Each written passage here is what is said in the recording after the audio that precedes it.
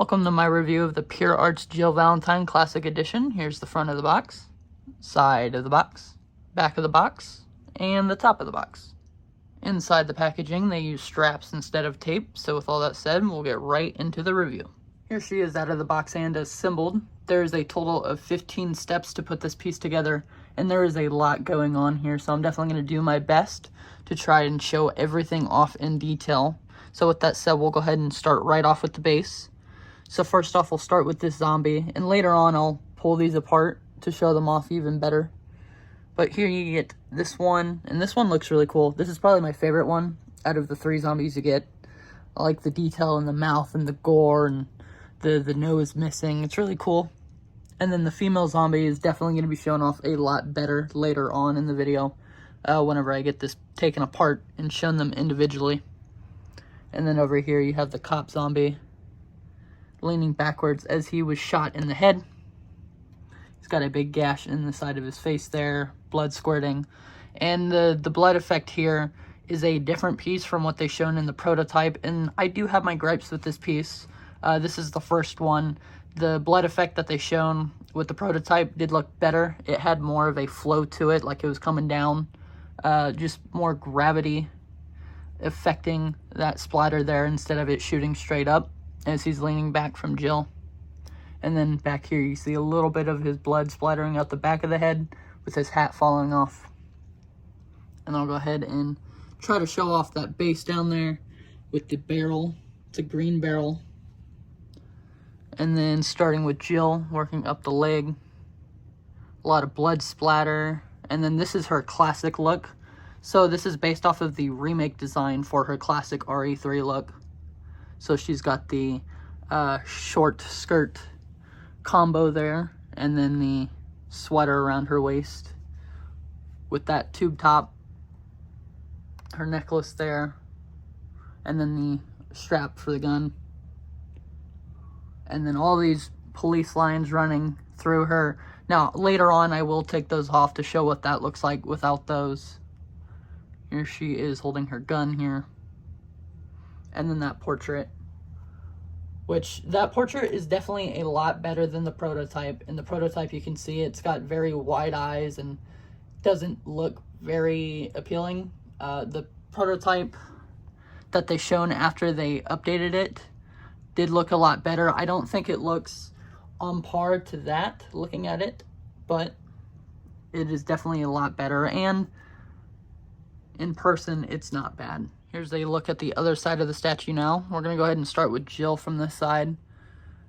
Not too much to talk about from this view until we get to the back here. You can see more of that shoulder harness that she has, some blood splatter on the back of the shoulder, and then the police tape running around her waist.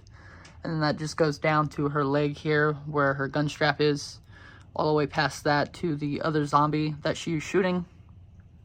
And then on him, you get a better look at the badge there on his chest, and then on the shoulder there, and then down to the, what I consider the main base for this statue, the barrel, where you have the rust on there, and you see some silver scraping on the edge. Some umbrella logo there. I'm just noticing that for the first time. I did not see that until now. That's pretty cool. It's very faint on there too. A better look at that zombie back there, the female zombie, and then back up to Jill here. So I'm going to go ahead and pull those zombies off, and we'll take a better look at them. Here's a better look at the female zombie up close. You see the eyes there have no pupils, the cut on the nose, the blood on the cheek running down, the teeth in the mouth there. And then something that all 3 of the zombie statues do really well is the skin colorization there, how it looks very translucent. And then you see the veins in the skin. It's really well done. It does look like rotten flesh. And then you can kind of see a quick comparison here next to the actual in-game model for this zombie specifically. You see they opened up the top there, the sleeves are rolled back, and then you just see more of that tank top underneath. Something unfortunate about all of the zombies, it's just hard to kind of show off all that detail, because most of the times you are looking at the back, the way the statue presents itself with the concept. And specifically this one, most of it is covered up by the barrel. Next up, this is my favorite one out of the 3. I just really like how the mouth is gashed open there, all the cuts on him, and then that big giant gash out of his neck. Does look really cool. Now, I don't know if I can get the in-game model for this one. If so, I'll throw it up real quick. But I was looking around earlier and I could not find it. So if I can, I hope I can to really show that off. Because this one is my favorite out of the three, like I said. I just really like the pose and the costume on it. Very simple, but it works. And then that portrait is definitely what sells it. Those eyes are really well done. And then that gash out of the head there, if it can focus. That looks really good too. Here's the third zombie, and something really cool I noticed while doing different takes. That is Lieutenant Marvin's name tag there. Now, this is a different model from Marvin's model in the game. You can see right there. I think it looks more like this one. So I don't know if that's a mess up on Purearts or if maybe something that Capcom maybe interfered with. They said, no, you can't use Marvin's model. So they went ahead and did this one. There's a ton of different reasons. But Marvin in the game, if you don't know, in Resident Evil 2, he got bit in the side here, which is missing. But he helped out Leon and Claire escape the RPD. And in Resident Evil 3's remake, we found out the zombie that bit him was Brad Vickers. So that is really cool. Even if that's just an Easter egg in this statue, still really cool. There's not a whole lot to show off that was shown off earlier for this one, because the way that this leans back, you are able to see a lot of this statue. Just something that was harder to see was that name tag, and then just the front here with the shirt and then the pants. So I'm gonna go ahead and move on to Jill. Here's a better look at the front of Jill now without any of the police tape around her or the zombies. Something to note as far as mixed media for this piece, the police tape that is wrapped around her is plastic, and then this necklace here is loose on her.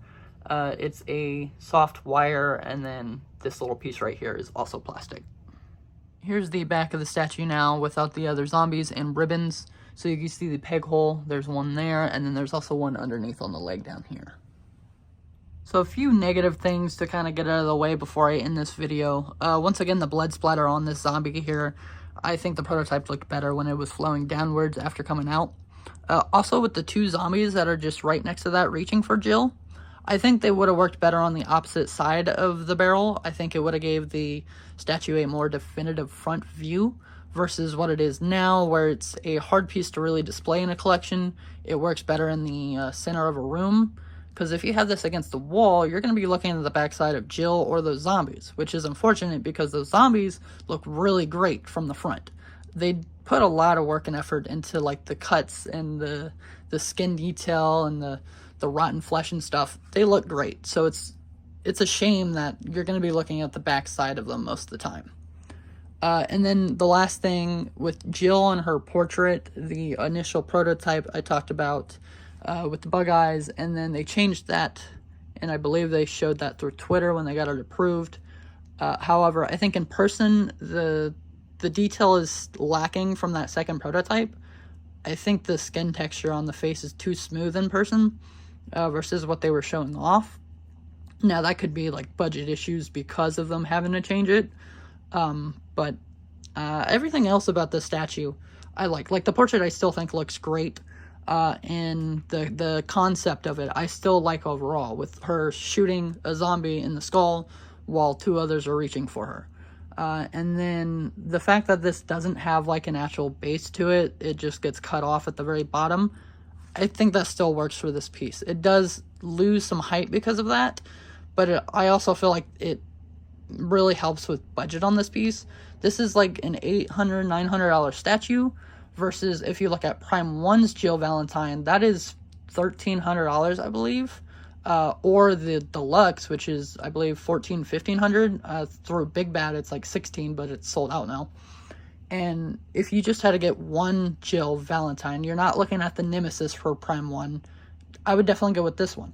I think this one is just better overall in concept and stuff.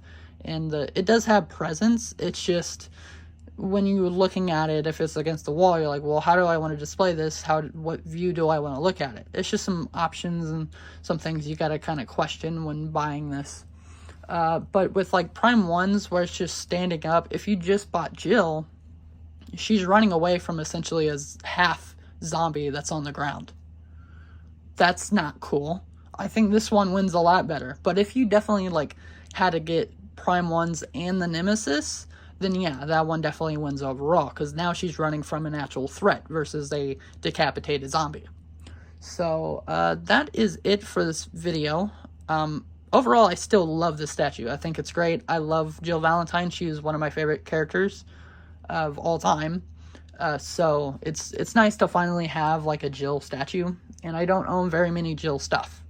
So that is it for this video. If you guys enjoyed it, like, comment, subscribe, all that stuff, and I will see you guys next week.